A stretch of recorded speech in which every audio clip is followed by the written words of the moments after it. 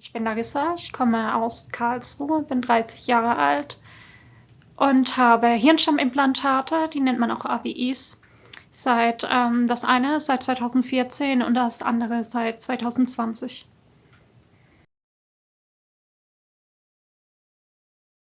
Ich habe die Krankheit Neurofibromatose Typ 2 und dadurch wachsen Tumore an den Nervenenden, unter anderem auch an den Hörnerven. Das heißt, man weiß, dass man irgendwann mal taub werden wird. Bei mir ist das links schon 2010 eingetroffen, rechts dann 2018 und bei mir war das aber so, dass ABI war damals noch kein richtiges Thema, erst 2014. Ich war damals die erste Patientin in Tübingen mit einem ABI. Und ja, man hat es als Chance gesehen. Damals war es aber so, oder ist auch heute noch so, dass Tübingen mit WDL zusammenarbeitet. Deswegen gab es für mich nie die Perspektive, nehme ich das Implantat oder das von der Firma. Ich bin auch tatsächlich glücklich, dass Med-El genommen wurde, weil ich höre wirklich richtig, richtig gut mit dem Implantat.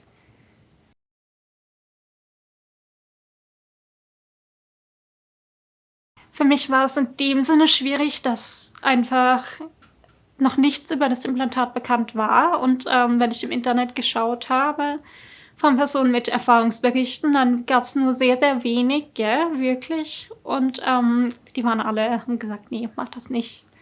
Die sind so schlecht, ich habe es mir nach 2 Jahren wieder rausoperieren lassen, weil es überhaupt nicht funktioniert. Das hat mich ein bisschen zweifeln lassen, aber mein Arzt in Tübingen, also mein Professor in Tübingen, wo mich operiert hat gesagt, Larissa, wir versuchen das ist ein Auffangnetz, dass wenn du irgendwann mal taub wirst, dass du nicht völlig den Boden verlierst. Du kannst Sprache damit nicht verstehen, aber es wird dich unterstützen beim Lippenlesen. Und es ist halt heute nicht mehr so, also ich verstehe Sprache. Es war dann doch besser als gedacht und die Ärzte dort waren auch sehr überrascht. Also es war einfach, dass noch nicht viel bekannt war darüber. Mittlerweile ist das so, dass die nächste Generation, sage ich mal, wo operiert werden, die wird immer, immer besser. Also die hören jetzt schon gut, was man halt früher gedacht hat, nee, das funktioniert nicht.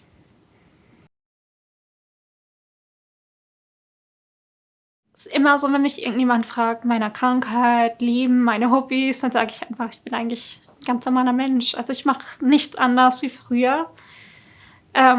Ich höre Musik, ich treffe mich mit Freunden, ich gehe arbeiten, also ich nehme an Online-Meetings teil. Wenn ich ins Restaurant gehe, dann switche ich mein Programm um auf eins, das die Geräuschunterdrückung viel mehr hat und ich kann mich dann halt unterhalten.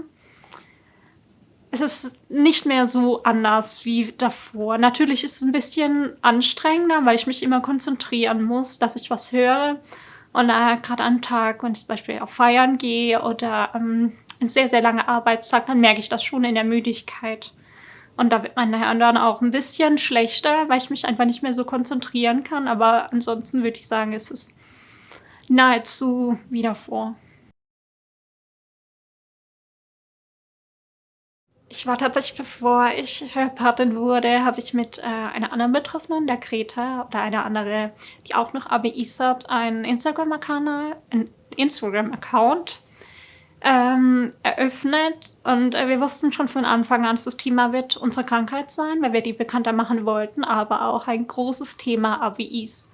Weil es ist tatsächlich heute noch so, dass sie ziemlich in Verruf sind, gerade bei anderen Betroffenen mit unserer Krankheit. Da wird immer noch so schlecht über die Implantate geredet und die sagen auch, sie glauben uns nicht, dass wir so gut damit hören.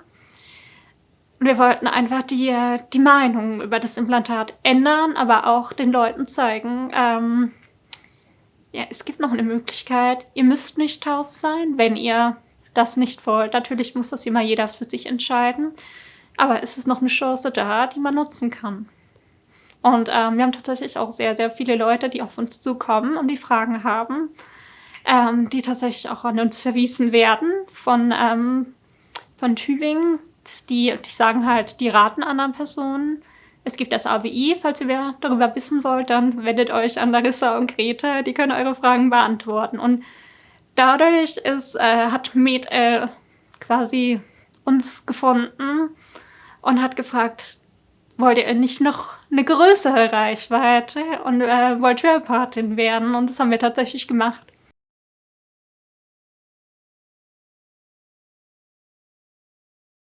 Bei mir war das so, ich habe auf einem Ohr ja noch gehört, als ich das erste Implantat bekommen habe. Am Anfang war das für mich sehr schwierig, das Implantat zu tragen, weil ich einfach 2 Geräusche hatte. Und es war ein bisschen zeitverzögert. Und dann kam der Moment, wo ich tatsächlich taub wurde. Und ja, meine Schwester hat gesagt, zieh doch mal dein Implantat an. Ich habe dann schon gedacht, zieh's halt mal an. Und meine Schwester sagt, verstehst du mich? Und ich habe es einfach komplett kristallklar verstanden, was sie gesagt hat. Ich habe nur, ja, das ist auch ein sehr, sehr schöner Moment. Das ist mein erster Hörmoment quasi.